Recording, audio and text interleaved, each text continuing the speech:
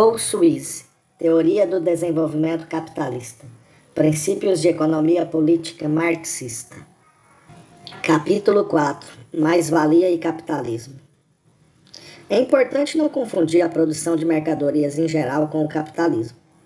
É certo que somente sobre o capitalismo, abre aspas, todos ou a maioria dos produtos tomam a forma de mercadorias, fecha aspas, Marx, o Capital. Sendo possível, portanto, dizer que o capitalismo implica a produção de mercadorias. O oposto, porém, não ocorre. A produção de mercadorias não implica necessariamente o capitalismo. De fato, o alto grau de desenvolvimento da produção de mercadorias é uma pré-condição necessária ao aparecimento do capitalismo. A fim, portanto, de aplicar nossa teoria do valor à análise dele, é necessário pesquisar primeiro, cuidadosamente, as características especiais que distinguem essa forma de produção do conceito geral de produção de mercadorias. 1. Capitalismo. Na produção de mercadorias simples, a que dedicamos tanto da nossa atenção, cada produtor possui e opera seus próprios meios de produção.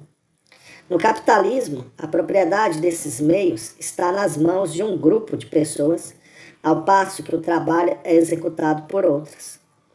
Tanto os meios de produção como a capacidade de trabalho são, além do mais, mercadorias, ou seja, são ambos objetos de troca e, portanto, portadores de valor de troca. Segue-se que não somente as relações entre proprietários, mas também as relações entre estes e os não proprietários têm um caráter de relações de troca. As primeiras são características da produção de mercadorias em geral, as últimas apenas do capitalismo. Podemos dizer, portanto, que a compra e venda da capacidade de trabalho é a diferença específica do capitalismo. Essa ideia foi expressa assim por Marx. Abre aspas. As condições históricas de sua existência não se limitam à simples circulação do dinheiro e mercadorias. Só pode florescer quando o dono dos meios de produção e subsistência encontra no mercado o trabalhador livre, que vende sua capacidade de trabalho. O capital, portanto, anuncia com seu primeiro aparecimento uma nova época no processo de produção social. Fecha aspas. Nota: o capital 1. Isso se exprime frequentemente dizendo-se que o capitalismo, ao contrário de anteriores sistemas econômicos, se baseia no trabalho livre. Pode ocorrer ao leitor a indagação de se, segundo tal critério, a economia fascista moderna é capitalista. A resposta está certamente na afirmativa. O mais completo estudo da Alemanha Nacional Socialista assim responde à pergunta, abre aspas, liberdade de contrato de trabalho significa principalmente uma distinção clara entre tempo de trabalho e tempo de lazer, que introduz o elemento da calculabilidade e previsibilidade nas relações de trabalho. Significa que o trabalhador vende sua capacidade de trabalho apenas por certo tempo, fixado por acordo ou pelas leis. Essa liberdade de contrato de trabalho ainda existe na Alemanha. A distinção entre trabalho e lazer é ainda tão viva na Alemanha como em qualquer democracia, muito embora o regime procure controlar os momentos de lazer do trabalhador. Toda tentativa dos advogados nacional-socialistas de substituir o contrato de trabalho por outro instrumento legal, como as relações de comunidade, fracassou. E todas as relações entre empregador e empregado são ainda contratuais. Fecha aspas, Franz Neumann, Behemoth, Oxford University, Nova York, 1942. Voltando ao texto. Na produção de mercadorias simples, o produtor vende seu produto a fim de adquirir outros que satisfaçam suas necessidades específicas. Começa com mercadorias, transformando-as em dinheiro e este novamente em mercadorias. As mercadorias constituem o começo e o fim da transação, que encontra sua justificativa no fato de que as mercadorias adquiridas são qualitativamente diferentes daquelas que são vendidas. Marx designa esse circuito simbolicamente como MDM. No capitalismo, por outro lado, o capitalista, atuando nessa qualidade, vai ao mercado com o dinheiro, compra mercadorias, capacidade de trabalho e meios de produção. E então, após a conclusão do processo de produção, volta ao mercado com um produto que novamente transforma em dinheiro. Esse processo é designado DMD. O dinheiro é o começo e o fim. A razão que existe em MDM falta nesse caso, pois o dinheiro é qualitativamente homogêneo e não atende a nenhuma necessidade. Na verdade, é evidente que se D no começo tem a mesma grandeza que D no fim, todo o processo é inútil. Segue-se que o único processo lógico do ponto de vista capitalista é DMD', sendo D' superior a D. A transformação qualitativa do valor de uso é aqui substituída pela expansão quantitativa do valor de troca como o objetivo da produção. Em outras palavras, o capitalista só tem motivo para trocar dinheiro pela capacidade de trabalho e meio de produção, se com isso puder conseguir uma quantidade maior de dinheiro. O aumento do dinheiro, a diferença entre D' e D, é o que Marx chama de mais-valia. Constitui a renda do capitalista como capitalista e proporciona, abre aspas, o objetivo direto e o incentivo determinante da produção, fecha aspas. O Capital, volume 3. É da maior importância não menosprezar as consequências dessa análise. Para Marx, a importância decisiva da mais-valia se deve à forma histórica específica da produção capitalista. O trecho seguinte dá bastante relevo a esse ponto. Abre aspas. A simples circulação de mercadorias, vender para comprar, é um meio de realizar um objetivo desligado da circulação, ou seja, a apropriação dos valores de uso, a satisfação de necessidades. A circulação do dinheiro como capital é, pelo contrário, um fim em si mesmo, pois a expansão do valor só ocorre dentro desse movimento constantemente renovado. A circulação do capital não tem, portanto, limites. Assim, o representante consciente desse movimento, o possuidor do dinheiro, torna-se o capitalista. Sua pessoa, ou melhor, sua bolsa, é o ponto de onde parte o dinheiro e para onde volta. A expansão do valor, que é o objetivo básico ou a mola da circulação, DMD, torna-se sua finalidade subjetiva e é apenas na medida em que a posse de uma riqueza cada vez maior no abstrato se torna um motivo único de suas operações que ele funciona como capitalista, ou seja, como capital personificado e dotado de consciência e vontade. Os valores de uso não devem nunca ser considerados como o objetivo real do capitalista, nem o lucro de qualquer transação simples. O incessante e interminável processo de lucro apenas é o seu objetivo. Basta confrontar essa afirmação com a opinião universal dos economistas ortodoxos de que a aquisição de mais-valia como incentivo da produção é motivada por uma característica inata da natureza humana, o chamado desejo de lucro, para vermos como é profundo o abismo que separa a economia política de Marx da ortodoxa. Teremos ocasião frequente nos capítulos posteriores de voltar a este ponto. Enquanto ele não for perfeitamente entendido, não haverá possibilidade de uma verdadeira compreensão de Marx. 2. A origem da mais-valia. Para descobrir a origem da mais-valia, é necessário, primeiro, analisar o valor da capacidade de trabalho como mercadoria. Quando dizemos que a capacidade de trabalho é uma mercadoria, não queremos dizer que o trabalho seja em si uma mercadoria. A distinção é importante e deve ser sempre lembrada. Podemos esclarecê-la da seguinte forma. O capitalista contrata o trabalhador para ir à sua fábrica em determinado dia e executar as tarefas que lhe forem confiadas. Com isso, está comprando a capacidade de trabalho do operário. Mas até aqui não entra em jogo a questão do emprego de cérebro e músculos, que constitui o verdadeiro trabalho.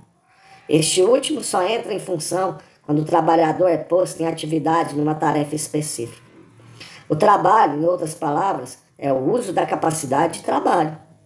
Tal como, para usarmos a analogia de Marx, a digestão é o uso da capacidade de digerir. No sentido mais rigoroso, a capacidade de trabalho é o próprio trabalhador.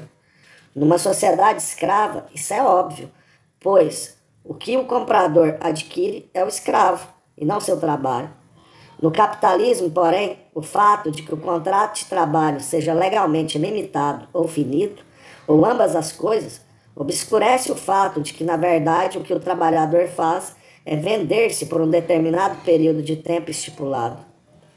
Não obstante, essa é a realidade da questão, e o conceito de um dia de capacidade de trabalho será melhor entendido como significando simplesmente um dia do trabalhador. A capacidade de trabalho é uma mercadoria e deve ter um valor, como qualquer outra mercadoria. Mas como determinar o valor dessa mercadoria peculiar? Marx responde à pergunta da seguinte forma, abre aspas, o valor da capacidade de trabalho é determinado, como no caso de qualquer outra mercadoria, pelo tempo de trabalho necessário à produção e, consequentemente, também à reprodução desse artigo especial. Tendo-se o indivíduo a produção da capacidade de trabalho, consiste na sua reprodução de si mesmo ou na sua manutenção. Portanto, o tempo de trabalho exigido para a produção da capacidade de trabalho se reduz ao necessário para a produção daqueles meios de subsistência. Em outras palavras, o valor da capacidade de trabalho é o valor dos meios de subsistência necessários para a manutenção do trabalhador. Seus meios de subsistência devem ser suficientes para mantê-lo em seu estado normal como trabalhador. Suas necessidades naturais, como alimentação, roupa, combustível e alojamento, variam segundo o clima e outras condições físicas de seu país. Por outro lado, o número e extensão de suas chamadas necessidades são em si mesmos o produto do desenvolvimento histórico e dependem, portanto, em grande parte, do seu grau de civilização do país. Fecha aspas. Voltaremos mais adiante a esse problema. No momento, o seguinte ponto deve ser particularmente notado. O valor da capacidade de trabalho pode ser reduzido ao valor de uma quantidade mais ou menos definida de mercadorias comuns. Podemos agora proceder à análise da mais-valia. O capitalista entra no mercado com o dinheiro e compra maquinaria, material e capacidade de trabalho. Combina-os num processo de produção que resulta em certa massa de mercadorias que são novamente lançadas ao mercado. Marx supõe que o capitalista faz suas aquisições pelos valores de equilíbrio e realiza suas vendas pelo valor de equilíbrio do produto que vende. E não obstante, no final das contas, tem mais dinheiro do que no início. Em algum ponto do processo, maior valor ou mais-valia se criou. Como é possível isso? É evidente que a mais-valia não pode nascer do simples processo de circulação de mercadorias. Se todos tentassem colher lucro aumentando o preço, digamos em 10%, o que ganhassem como vendedores perderiam como compradores, e o único resultado seriam preços mais altos generalizadamente, sem que ninguém se beneficiasse com isso. Parece também evidente que o material que participa do processo produtivo não pode ser a fonte da mais-valia. O valor que o material tem no início do processo se transfere para o produto na conclusão, mas não há razão para supor que possua o poder oculto de aumentar seu valor. O mesmo ocorre, embora talvez menos evidentemente, com os edifícios e máquinas utilizados no processo de produção. O que diferencia edifícios e máquinas do material é o fato de que os primeiros transferem seu valor para o produto final mais lentamente, ou seja, numa sucessão de períodos de produção, ao invés de imediatamente, como no caso do material. É sem dúvida certo que o material e as máquinas podem ser considerados fisicamente produtivos, no sentido de que o trabalho, operando com eles, pode produzir um resultado maior do que produziria sem eles, mas a produtividade física nesse sentido não deve, em nenhuma circunstância, ser confundida com produtividade do valor. Do ponto de vista do valor, não há razão para supor que o material ou as máquinas possam transferir finalmente para a mercadoria mais do que aquilo que encerram. Isso nos deixa apenas uma possibilidade, ou seja, que a capacidade de trabalho seja a fonte da mais-valia. Examinemos detalhadamente este aspecto. Como já vimos, o capitalista compra a capacidade de trabalho pelo seu valor, ou seja, paga ao trabalhador como salário uma soma correspondente ao valor de seus meios de subsistência. Suponhamos que esse valor seja o produto de 6 horas de trabalho. Isso significa que depois de 6 horas de produção, o operário acrescentou ao valor do material e maquinaria usados, valor esse que reaparece no produto ou mercadoria, um valor adicional suficiente para cobrir seus meios de subsistência. Se o processo se interrompesse nesse ponto, o capitalista só poderia vender o produto pela soma capaz de reembolsá-lo das despesas. Mas o trabalhador vendeu-se ao capitalista por um dia, e não há nada na natureza das coisas que determine seja o dia de trabalho limitado a 6 horas. Suponhamos que seja de 12 horas. Então, nas últimas 6 horas, o trabalhador continua a acrescentar valor, mas já será então um valor excedente e superior ao necessário para cobrir seus meios de subsistência. É, em suma, a mais-valia que o capitalista pode embolsar.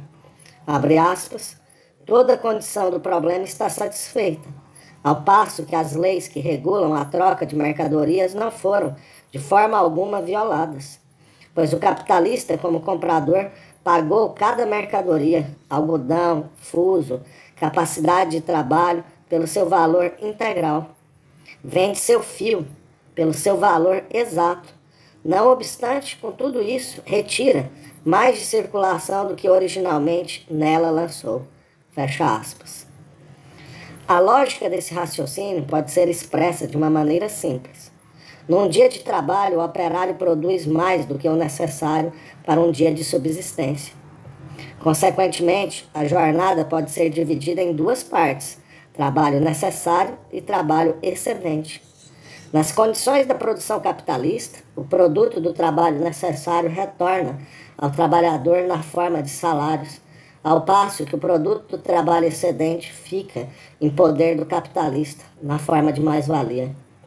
Devemos notar que o trabalho necessário e o trabalho excedente, como tais, são fenômenos presentes em todas as sociedades onde a produtividade do trabalho humano se elevou acima de certo mínimo, muito baixo, ou seja, em todas as sociedades, com exceção das quais primitivas.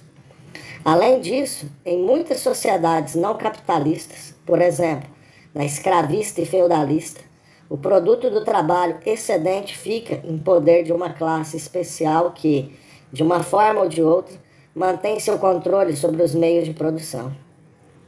O que é específico ao capitalismo é, portanto, não o fato da exploração de uma parte da população pela outra, mas a forma que essa exploração assume, ou seja, a produção da mais-valia. 3. Os componentes do valor. Pela análise precedente, torna-se claro que o valor de qualquer mercadoria produzida em condições capitalistas pode ser decomposto em 3 partes constituintes. A primeira, que representa apenas o valor do material e maquinaria usados, abre aspas, não sofre, no processo de produção, qualquer alteração quantitativa de valor, fecha aspas, sendo por isso denominada capital constante e representada simbolicamente pela letra C. A segunda parte, que substitui o valor da capacidade de trabalho, sofre, de certa forma, uma alteração no valor pelo fato de que, abre aspas, tanto produz um excesso, uma mais-valia, que pode variar, pode estar mais ou menos de acordo com as circunstâncias, fecha aspas. Essa segunda parte é, portanto, denominada capital variável, sendo representada pela letra V. A terceira parte é a mais-valia em si, indicada pela letra M, O valor de uma mercadoria pode, segundo essas notações, ser representado pela seguinte fórmula: C mais V mais M igual valor total. Essa fórmula, além disso, não se limita em sua aplicabilidade à análise do valor, como mercadoria simples, mas pode ser ampliada para cobrir a produção durante certo período de tempo, digamos, 1 ano, de uma empresa ou qualquer grupo de empresas que podem representar até a economia total de um país. 2 observações são necessárias. Primeiro, devemos notar que a fórmula apresentada é, na verdade, uma versão simplificada do moderno conceito de renda de empresas. O valor total é equivalente à renda bruta das vendas, capital constante para ser empregado em material, mais a depreciação, capital variável para empregar em salários, e mais-valia da renda disponível para distribuição, como juros e dividendos, ou para reinvestimento nos negócios. A teoria de valor de Marx tem, portanto, o grande mérito de, ao contrário de outras teorias do valor, uma correspondência íntima com as categorias contábeis das empresas comerciais burguesas e capitalistas. Segundo, se a fórmula for ampliada para incluir toda a economia, nos proporcionará uma moldura conceitual para o exame do que habitualmente se chama a renda nacional. Não obstante, é necessário não desprezar as diferenças entre os conceitos de renda marxista e os empregados pela maioria dos investigadores modernos. Se usarmos maiúsculas para designar quantidades reunidas, podemos dizer que os teóricos modernos, quando falam da renda nacional bruta, habitualmente incluem V mais M, mais a parte de C, que representa a depreciação do capital fixo, mas excluem o resto de C. Como renda nacional líquida, entendem simplesmente V mais M, que inclui todos os pagamentos a pessoas mais a poupança comercial. Comparando a terminologia marxista com a clássica, vamos encontrar um tipo diferente de discrepância. Por renda bruta, Ricardo, por exemplo, entendia o que os teóricos modernos chamam de renda líquida, ou seja, V mais M, ao passo que renda líquida para ele significa apenas a mais-valia, ou seja, a soma dos lucros e renda. 4. Taxa da mais-valia. A fórmula C mais V mais M constitui a espinha dorsal analítica, por assim dizer, da teoria econômica de Marx. No restante deste capítulo, definiremos e discutiremos certas proporções ou razões dela derivadas. A primeira dessas razões, chamada a taxa da mais-valia, é definida como a razão entre a mais-valia e o capital variável, sendo indicada por M'. M por V igual M', igual taxa da mais-valia. A taxa da mais-valia é a forma capitalista do que Marx chamava de índice de exploração, ou seja, a razão entre o trabalho excedente e o trabalho necessário. Suponhamos assim que o dia de trabalho é de 12 horas e que 6 horas são de trabalho necessário e 6 horas de trabalho excedente.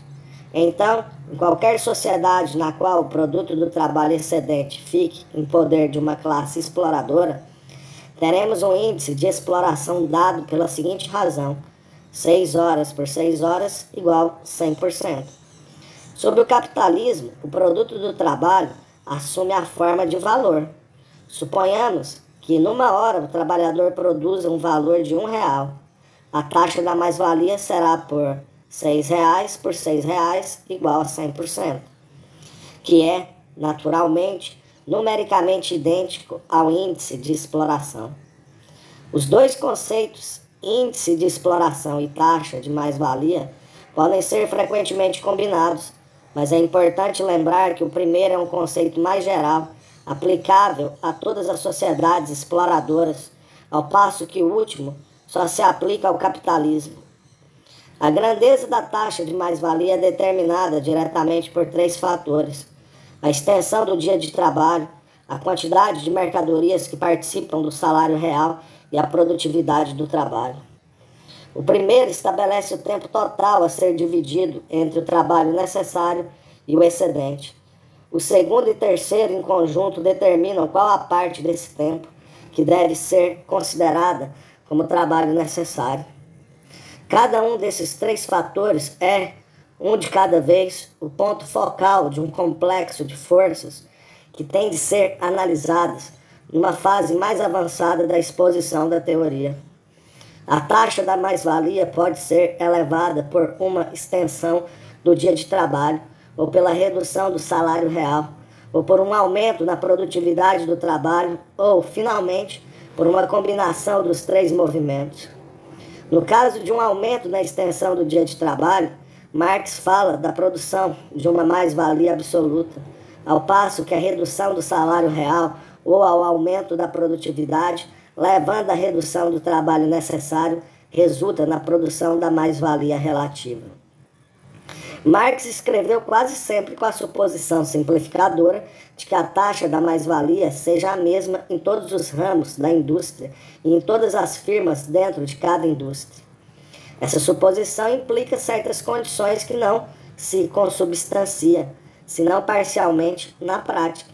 Primeiro, deve haver uma força de trabalho homogênea, transferível e móvel. Essa condição já foi examinada detalhadamente em conexão com o conceito de trabalho abstrato. Quando satisfeita, podemos falar de, abre aspas, uma concorrência entre os trabalhadores e um equilíbrio por meio de sua emigração contínua, de uma esfera de produção para outra, fecha aspas. O Capital, volume 3. Segundo, cada indústria e todas as firmas dentro de cada indústria devem usar exatamente o total de trabalho socialmente necessário nas circunstâncias existentes. Em outras palavras, supõe-se que nenhum produtor opera com um nível técnico excepcionalmente alto nem excepcionalmente baixo. Na proporção em que essa condição não for satisfeita, alguns produtores terão uma taxa mais alta ou mais baixa de mais-valia do que a média social, e essas divergências não serão eliminadas pela capacidade de transferência e mobilidade do trabalho entre ocupações e firmas. É importante compreender que a suposição de taxas iguais de mais-valia se baseia, na análise final, em certas tendências muito reais da produção capitalista. Os trabalhadores realmente passam das áreas de baixos salários para as de altos salários, e os produtores procuram aproveitar-se dos métodos técnicos mais avançados. Consequentemente, a suposição pode ser considerada como apenas uma idealização de condições reais, como disse Marx, abre aspas. Essa taxa geral de mais-valia, uma tendência, como todas as leis econômicas, foi suposta para uma simplificação teórica, mas, na realidade, constitui uma premissa verdadeira do modo de produção capitalista, embora seja mais ou menos obstruída pelos atritos práticos que provocavam localmente diferenças mais ou menos consideráveis, como o estabelecimento de leis para os trabalhadores agrícolas ingleses. Mas, na teoria, é hábito supor que as leis da produção capitalista se desdobram na sua forma pura. Na realidade, porém, há apenas uma aproximação. Mesmo assim, essa aproximação é tão grande que o modo capitalista de produção se desenvolve normalmente, sendo superada a sua adulteração pelos remanescentes de antigas condições econômicas. Fecha aspas. 5. Composição orgânica do capital. A segunda razão a ser obtida da fórmula C mais V mais M é a medida da relação entre o capital constante e o variável, no capital total usado na produção. Marx dá a isso o nome de relação da composição orgânica do capital. Várias razões serviram para indicar essa relação, mas a que parece mais conveniente é a razão entre o capital constante e o capital total. Vamos designar isso pela letra Q. Teremos, então, C sobre C mais V igual a Q, igual a composição orgânica do capital. Em linguagem não técnica, a composição orgânica do capital é uma medida da proporção na qual o trabalho é equipado com materiais, instrumentos e maquinaria no processo produtivo. Como no caso da taxa da mais-valia, os fatores que determinam a composição orgânica do capital estão sujeitos a uma variedade de influências causais. Certos aspectos importantes do problema serão examinados à medida que avançarmos em nossa exposição. No momento, basta dizer que o índice dos salários reais, a produtividade do trabalho, o nível de técnica predominante, intimamente ligado à produtividade do trabalho, e a proporção de acumulação de capital no passado participam, todos, da determinação da composição orgânica do capital. As suposições de Marx sobre a composição orgânica do capital serão consideradas na seção seguinte, em conexão com a taxa de lucro. 6. Taxa de lucro. Para o capitalista, a razão crucial é a taxa de lucro. Em outras palavras, a razão entre a mais-valia e o investimento total de capital. Se designarmos esse investimento por P, teremos M sobre C mais V igual a P igual a taxa de lucro. Várias observações devem ser feitas em relação a essa razão. Em primeiro lugar, ao identificar diretamente a mais-valia com o lucro, estamos supondo que nenhuma parte dela terá de ser paga ao proprietário da terra na forma de arrendamento ou renda. Marx mantém essa suposição até a parte 6 do volume 3 de O Capital, onde pela primeira vez apresenta o problema da renda. Esse procedimento ele o explicou numa carta a Engels, em que expunha um esboço preliminar de O Capital. Abre aspas, no total dessa parte, na época denominada capital em geral, a propriedade da terra é tomada como igual a zero. Ou seja, nada tem ainda com a propriedade da terra em sua condição e relação econômica. Essa é a única forma possível de evitar o trato de tudo em cada relação particular. Fecha aspas. Estando fora do alcance limitado deste livro a discussão da teoria da renda, seguiremos a suposição em questão em todo o presente trabalho. Em segundo lugar, a fórmula M por C mais V, rigorosamente falando, mostra a taxa de lucro sobre o capital realmente usada na produção de determinada mercadoria. Na prática, o capitalista habitualmente calcula a taxa de lucro sobre o investimento total para um determinado período de tempo, digamos, 1 ano. Mas o investimento total geralmente não é o mesmo que o capital consumido durante 1 ano, pois o período de recuperação dos diferentes elementos do investimento total varia amplamente.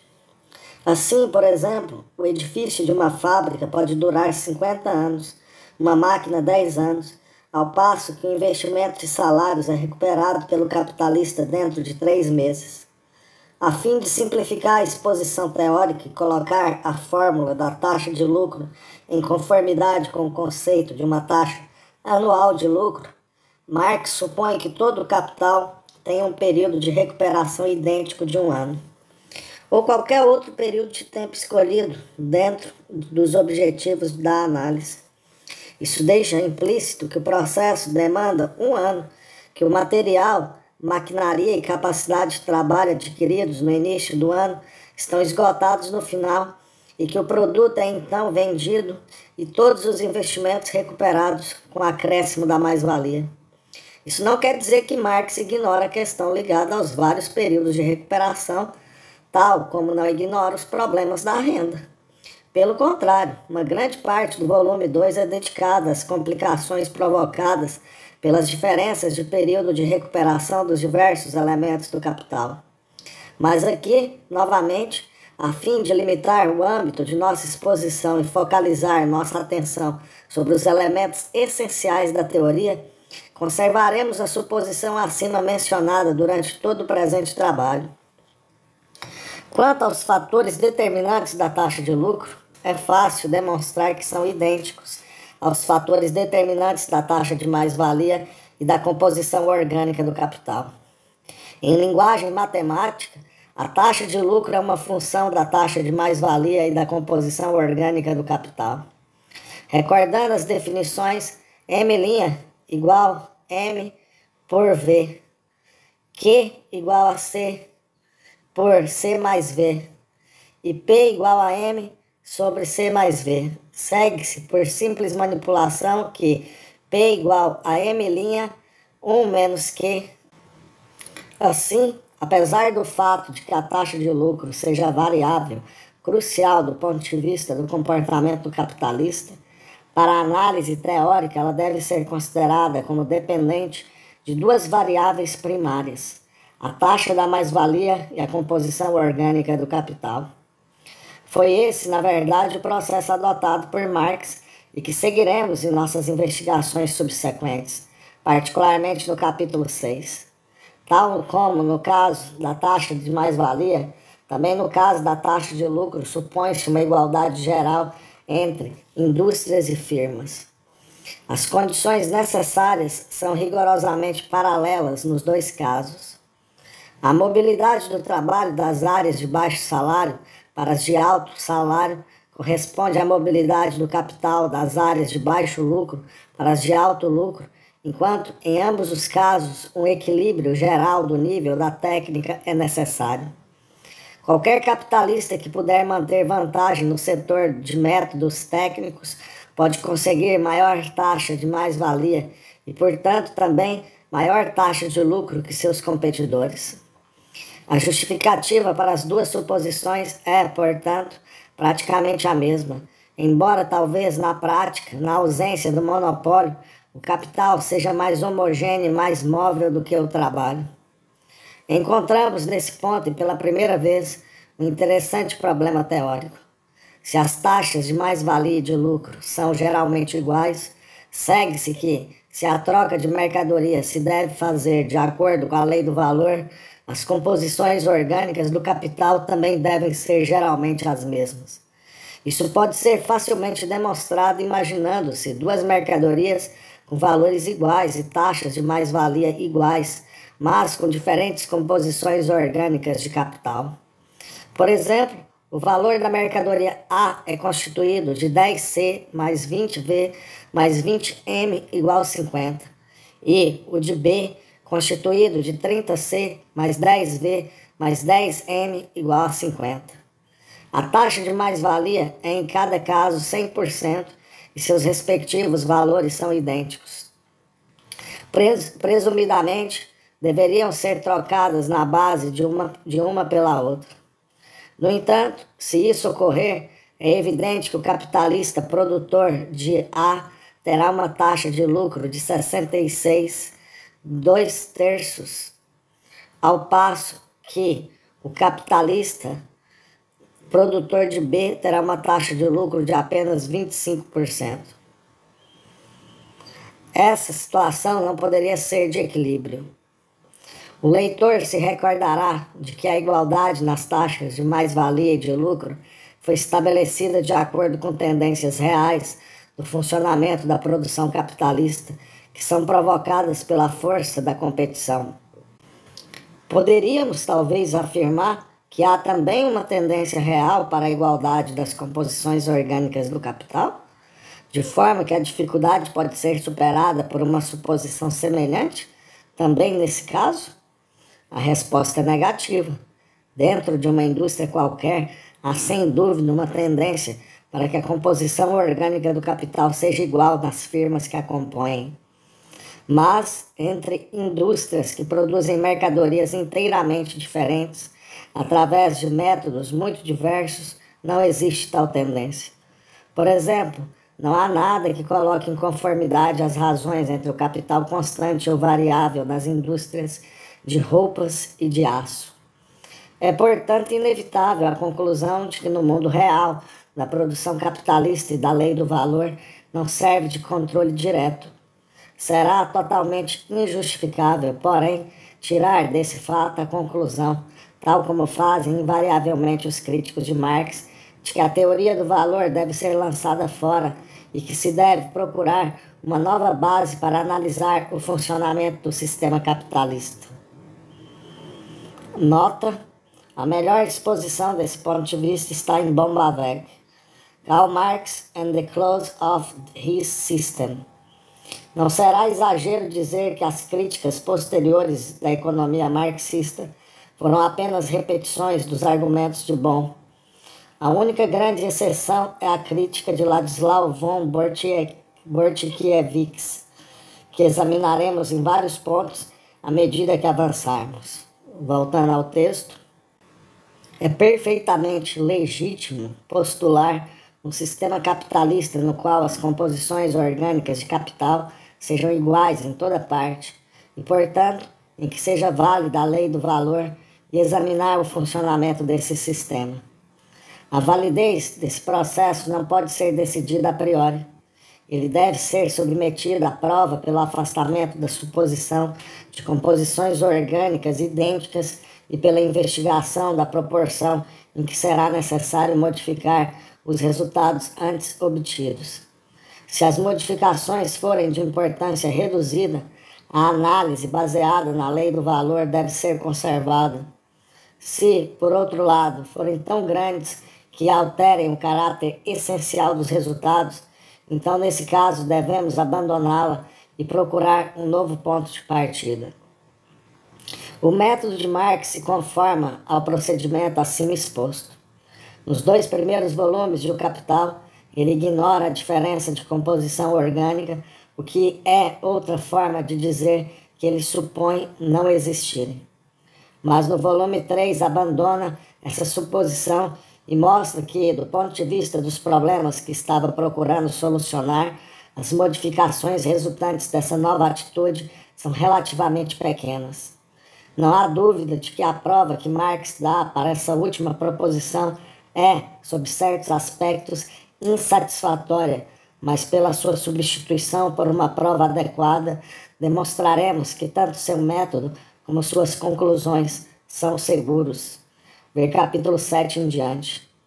Entre os críticos da estrutura teórica de Marx, Bortkiewicz foi o único a perceber o significado total da lei do valor e sua utilização.